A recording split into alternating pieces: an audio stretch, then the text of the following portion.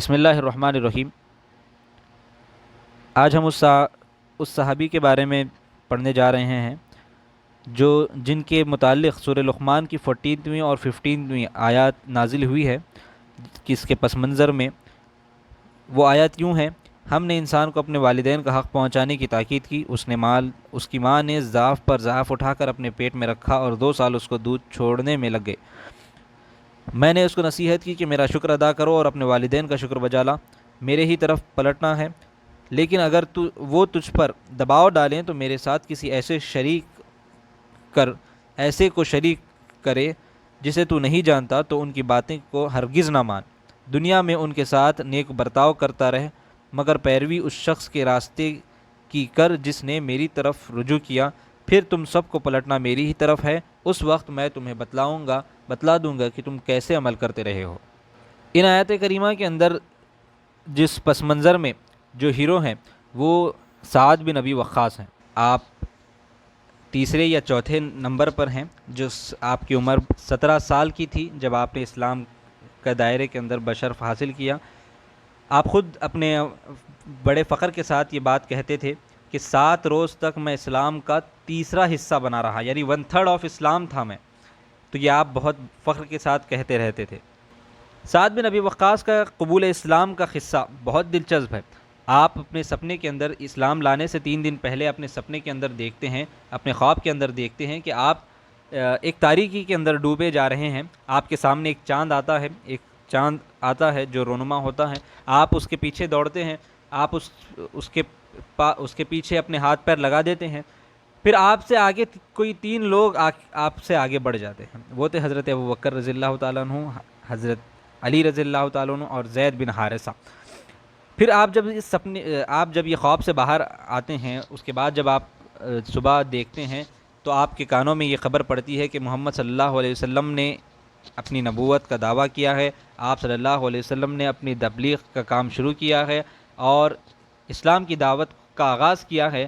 تب آپ اسلام کو اپنے دل سے مانتے ہیں اور آپ محمد صلی اللہ علیہ وسلم کے پاس فوری پہنچتے ہیں اور اسلام قبول کرتے ہیں۔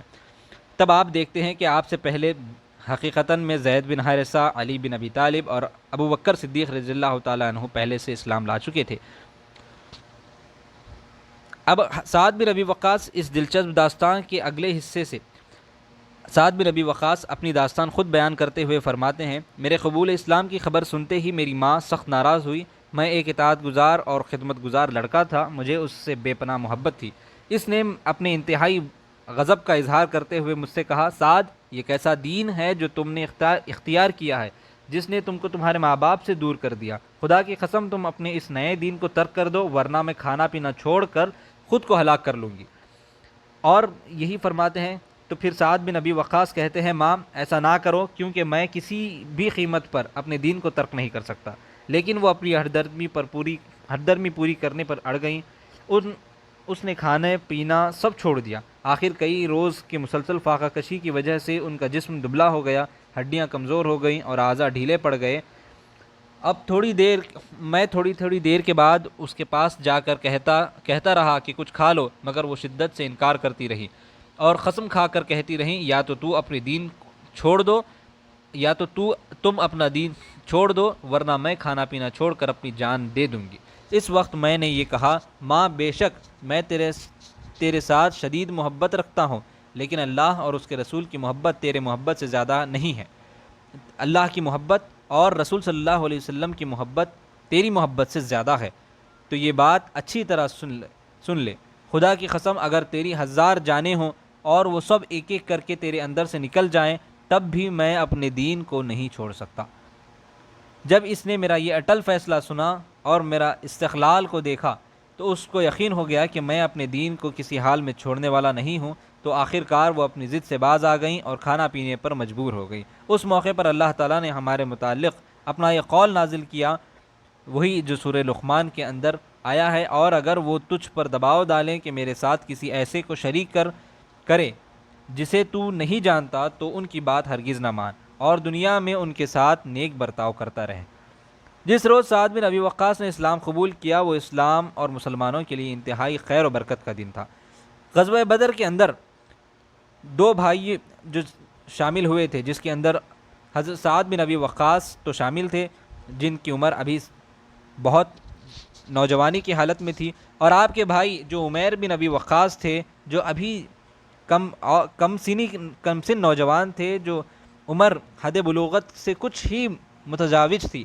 جنگ کے لیے روانہ سے قبل جب رسول صلی اللہ علیہ وسلم مسلمان مجاہدین کا جائزہ لے رہے تھے، تو ان کے بھائی سعد بن ابی وقاص کے بھائی عمیر بن ابی وقاص اس سے ڈر کر آپ صلی اللہ علیہ وسلم کی نگاہوں سے چھپنے کی کوشش کے باوجود بھی آپ صلی اللہ علیہ وسلم کی نظروں میں آ گئے۔ آپ صلی اللہ علیہ وسلم نے انہیں دیکھ لیا اور واپس کر دیا۔ واپسی کا حکم سن کر وہ رونے لگے۔ آخرکار رسول صلی اللہ علیہ وسلم نے ترس کھا کر ان کو جنگ میں شریک ہونے کی اجازت دے دی۔ اجازت مل گئی تو سعد بن ابی وقاص خوش ہو کر ان کے پاس گئے، اپنے بھائی کے پاس گئے، اپنے بھائی کی کمر پر تلوار باندھی، پھر دونوں بھائی جہاد فی سبیل اللہ کا حق ادا کرنے کے لیے روانہ ہو گئے۔ جب جنگ ختم ہوئی تو سعد بن ابی وقاص اپنے بھائی کو خون شہادت میں لت پت میدان بدر میں چھوڑ کر اللہ سے اس کے اجر کی امید لیے تنہا مدینے واپس لوٹے۔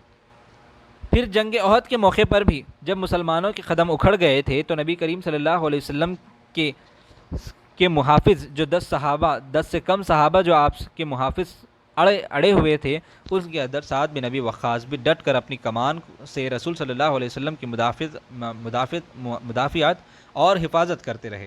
اس وقت ان کی کمان سے نکلا ہوا ہر تیر کسی مشرک کے فرش اجل ثابت ہوتا تھا۔ جب رسول صلی اللہ علیہ وسلم نے ان کی شان سے تیر اندازی کرتے دیکھا تو یہ کہہ کر ان کو مزید تیر اندازی پر اکسایا، تیرا تیر چلاؤ سعد، تیر چلاؤ، میرے ماں باپ تم پر قربان ہوں۔ حضرت عمر رضی اللہ تعالیٰ عنہ کے زمانے کے اندر ایرانیوں کے خلاف جو ایک فیصلہ کن جنگ ہوئی تھی، اس جنگ کے اندر بھی آپ سپہ سالار بنائے گئے تھے۔ حضرت عمر رضی اللہ تعالیٰ عنہ کسی ایسے شخص کی تلاش میں تھے جو کہ دلیر ہوں، عقل رکھتے ہوں، عقل سلیم رکھتے ہوں، اور پورے فوج کی کمان سنبھال سکتے ہوں۔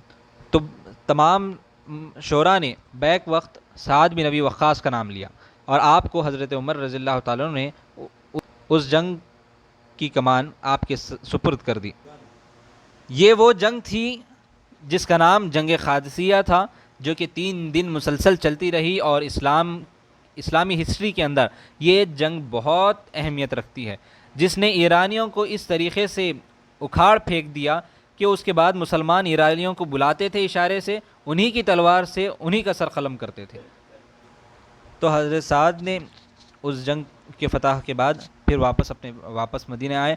اللہ تعالیٰ نے سعد بن ابی وقاص کو عمر طویل اور مال کثیر سے نوازا تھا، مگر جب ان کی وفات کا وقت قریب آیا تو انہوں نے اپنے ایک پرانا اونی جھبا منگوایا اور اپنے ورثہ کو وصیت کرتے ہوئے فرمایا، مجھے اسی جھبے میں کفنانا، یعنی یہی جھبے کو کفن بنا کر دینا، کیونکہ اس کو پہن کر میں نے جنگ بدر میں مشرکین کا سامنا کیا تھا، میں چاہتا ہوں کہ اسی کو پہن کر اللہ عز و جل کے سامنے جاؤں۔